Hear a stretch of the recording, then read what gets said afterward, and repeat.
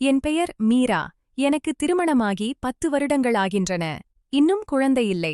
உறவினர்களின் கிசுகிசுப்புகள், குடும்ப விழாக்களில் விழும் பரிதாபப் பார்வைகள் எல்லாமே என்னை ஒரு இருண்ட கிணற்றுக்குள் தள்ளின. என் கணவர் அர்ஜுன் மட்டுமே என் துணையாக இருந்தார். பொறுமையும் பாதுகாப்பும் கொண்ட அவர் எனக்கு உறுதுணையாக நின்றார். நாங்கள் டெல்லியில் ஒரு சிறிய அடுக்குமாடி குடியிருப்பில் வாழ்ந்தோம். எங்கள் உலகம் நிறைவேறாத எங்கள் ஆசையைச் சுற்றியே சுருண்டு கிடந்தது. 91 வயதிலும் என்னை பார்த்தவர்கள் கண்களை எடுக்க முடியவில்லை. என் வெண்மையான நிறமும் விரிந்த கண்களும் ஒரு காலத்தில் நான் பெருமைப்பட்ட அழகின் அடையாளங்கள் இப்போது உடைந்த பொம்மையின் அலங்காரங்களாகத் தெரிந்தன. எங்கள் குடும்பம் மிகவும் ஏழ்மையானது. 3 சகோதரிகளில் மூத்தவள் நான். அம்மா இறந்த பிறகு டியூஷன் எடுத்து குடும்பத்தை நடத்தினேன். அப்பாவும் திடீரென மாரடைப்பில் இறந்தபோது நாங்கள் அனாதைகளானோம். என் படிப்பு நின்று போனது. என் கனவுகள் சிதறின. அப்போதுதான் என் அத்தை அர்ஜுனுடன் என் திருமணத்தை முடித்து வைத்தார். அவர் பணக்காரர் இல்லை. ஆனால் வரதட்சணை கேட்கவில்லை. எங்கள் திருமணத்தின் முதல் இரவில் அவர் மெதுவாகப் பேசினார். என் பதட்டத்தை புரிந்து கொண்டு ஒரு நண்பனைப் போல் என்னை நடத்தினார். 4 வருடங்கள் கனிவாகவும் அன்பாகவும் கழிந்தன. ஆனால் குழந்தை இல்லை. என் மாமியார் அழுது கொண்டே, எங்களுக்கு பேரன் பேத்தியை தரவில்லையே என்றார். என் கொழுந்தன் மனைவி கர்ப்பமானபோது என்னை மலடி என்று சமூகம் குத்தி பேசத் தொடங்கியது. சுபகாரியங்களுக்குக் கூட என்னை அழைக்கவில்லை. ஒரு நாள் மனமுடைந்த நிலையில் என் மாமியார் கோபமாகச் சொன்னார், 11 வருடமாச்சு. அர்ஜுனுக்கு வேற பொண்ணு பார்க்கலாம். இந்த மலடியை வெளியேற்றிடலாம். அவர்கள் சுகன்யா என்ற பெண்ணுடன் அர்ஜுனின் திருமணத்தை நிச்சயித்தனர். அப்போதுதான் என் அத்தையின் வார்த்தைகள் நினைவுக்கு வந்தன. எது வந்தாலும் திரும்பி வராதே. நான் மருத்துவ பரிசோதனைகள் செய்தேன். ஆனால் அர்ஜுன் ஒருபோதும் என்னிடம் அறிக்கைகளைக் காட்டவில்லை. எனக்கோ அல்லது அவருக்கோ பிரச்சனை இருக்கிறதா என்று எனக்குத் தெரியவில்லை. பின்னர் அர்ஜுன் எல்லோரையும் அதிர்ச்சியில் ஆழ்த்தி, நான் மீராவை விட்டு பிரிய மாட்டேன். நாங்கள் இந்த வீட்டை விட்டு வெளியேறுகிறோம் என்றார். நாங்கள் டெல்லியை விட்டு தொலைதூர கோவாவில் ஒரு வாடகை வீட்டிற்கு குடிபெயர்ந்தோம். வீட்டின் உரிமையாளர் 35 வயதான ராஜ் எங்களை வித்தியாசமான கண்களால் பார்க்கத் தொடங்கினார். முதலில் உதவியாக இருந்தாலும் பின்னர் அவரது பார்வை மாறியது. அர்ஜுன் இல்லாத நேரங்களில் ராஜ் ஜன்னல் வழியாக என்னை பார்க்க முயற்சிப்பார். என் மனதில் பயமும் பாதுகாப்பின்மையும் உருவாயின. மீண்டும் இணைப்பு ரீஹுக். இந்த புதிய வீட்டில் பாதுகாப்பு என்பது ஒரு மாயையாக மாறும் என்பது எனக்குத் தெரியாது. ராஜ் விரைவில் எங்கள் உணவின் ஒரு பகுதியாக மட்டுமல்ல, எங்கள் இரவுகளின் ஒரு பகுதியாகவும் மாறுவார். அதற்கான முதல் படி மது பாட்டிலுடன் அவர் வந்த அந்த மாலையில் தொடங்கியது. ராஜ் மெல்ல எங்கள் வாழ்க்கையில் ஊடுருவத் தொடங்கினார். முதலில் அவர் அர்ஜுனிடம் நட்பாக பழகினார். நான் தனியாக வாழ்கிறேன். என் மனைவி இறந்து 4 வருடங்கள் ஆகின்றன. நீங்கள் வாடகை கொடுக்க வேண்டாம். மாதாமாதம் நான் உங்களுக்கு பணம் கொடுக்கிறேன். நீங்கள் எனக்குச் சமைத்துக் கொடுத்தால் போதும் என்றார்.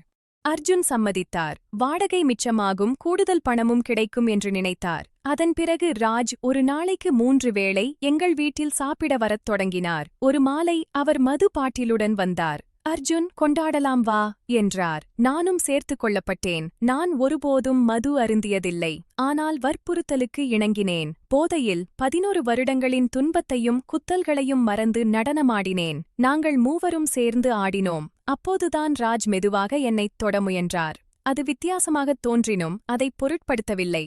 அர்ஜுனும் அந்தச் சூழலை ரசித்தார். ஒருநாள் மதியம் அர்ஜுன் வீட்டில் இல்லாதபோது ராஜ் வந்தார். நீங்கள் மிகவும் அழகாக இருக்கிறீர்கள் மீரா. அர்ஜுன் பாக்கியசாலி என்றார்.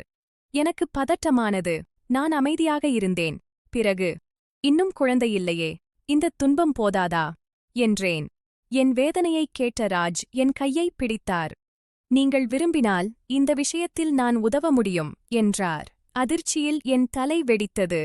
என்னால் பேச முடியவில்லை. அவர் சாப்பிட்டுவிட்டுப் போனார். ஆனால் அந்த பார்வை என் மனதில் ஒட்டிக்கொண்டது. அர்ஜுன் ராஜை உண்மையான நண்பர் என்று கொண்டாடினார். குடும்பத்தை விட்டு பிரிந்த எனக்கு ராஜ்தான் ஆதரவு என்பார். எனக்குள் ஒரு கேள்வி. ராஜின் வித்தியாசமான பார்வையை அர்ஜுன் புரிந்து கொள்ளவில்லையா? ஒரு ஆணாக எப்படி இவருக்குத் தெரியாமல் போகும் என்றாலும் அர்ஜுன் ராஜை வரவேற்றார்.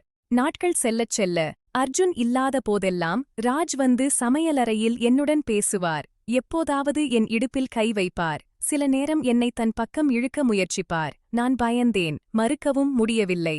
எனக்கு என்ன ஆகிறது? அர்ஜுனை ஏமாற்ற நான் நினைத்ததில்லை. ஆனால் ராஜின் தைரியம் நாளுக்கு நாள் அதிகரித்தது. ஒரு நாள் அவர் என்னைக் கட்டிப்பிடித்து, நீ மிகவும் நல்லவள் மீரா என்றார். நான் பாதுகாப்பற்று உணர்ந்தேன். மீண்டும் இணைப்பு. அப்படியே ஒரு இரவு வந்தது. அதை என்னால் மறக்கவே முடியாது. அர்ஜுன் வேலையாக வெளியே சென்றிருந்தார். நள்ளிரவில் கதவு தட்டும் சத்தம் என் இதயத்தை நிறுத்தியது. கதவைத் திறந்தபோது ராஜ் நின்றார். அவர் கண்களில் ஒரு விசித்திரமான பிரகாசம். அந்த இரவில் என் உடல் முழுவதும் நடுங்க.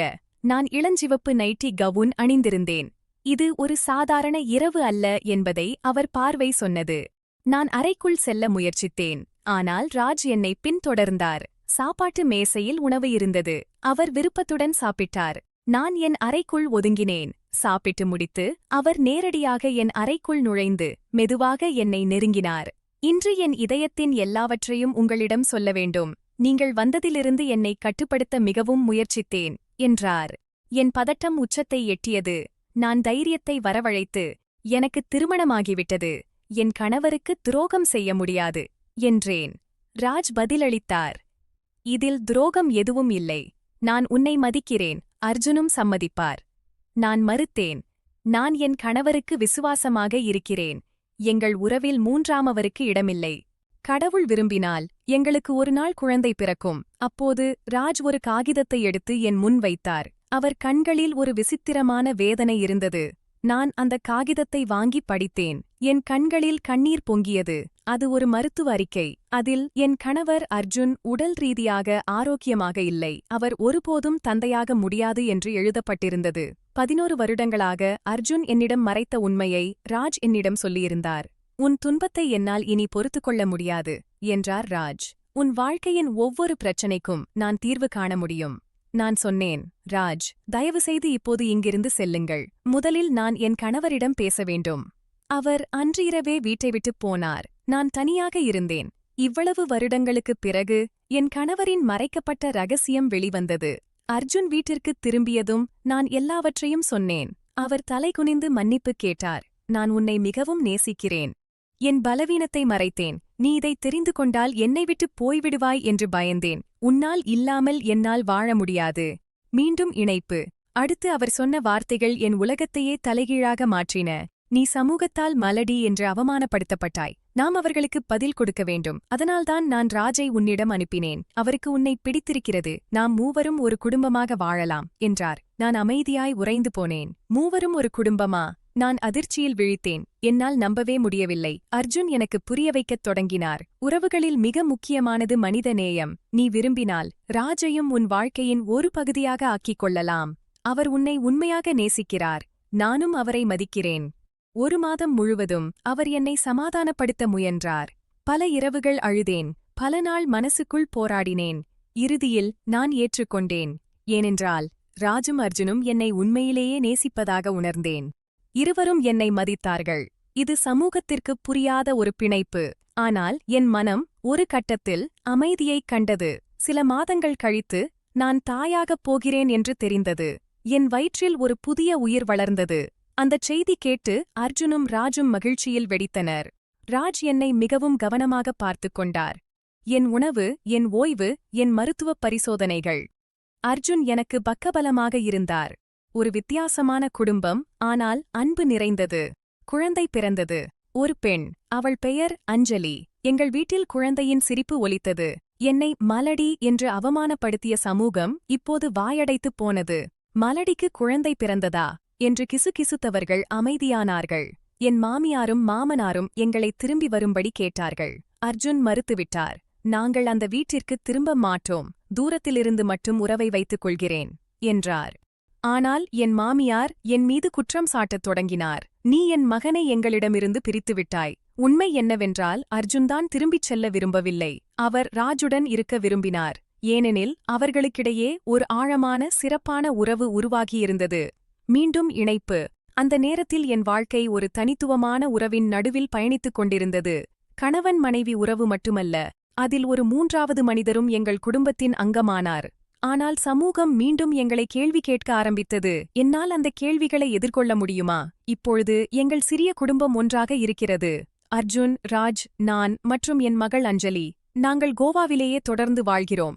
ராஜ் எங்கள் குடும்பத்தின் உறுப்பினர் மட்டுமல்ல, அவர் என் குழந்தையின் தந்தை போலவும் நடந்து கொள்கிறார்.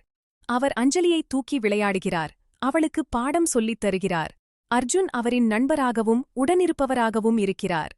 இந்த வித்தியாசமான வாழ்க்கையில் நான் உண்மையிலேயே மிகவும் மகிழ்ச்சியாக இருக்கிறேன். எனக்கு எந்த குறையும் இருப்பதாக நான் உணரவில்லை.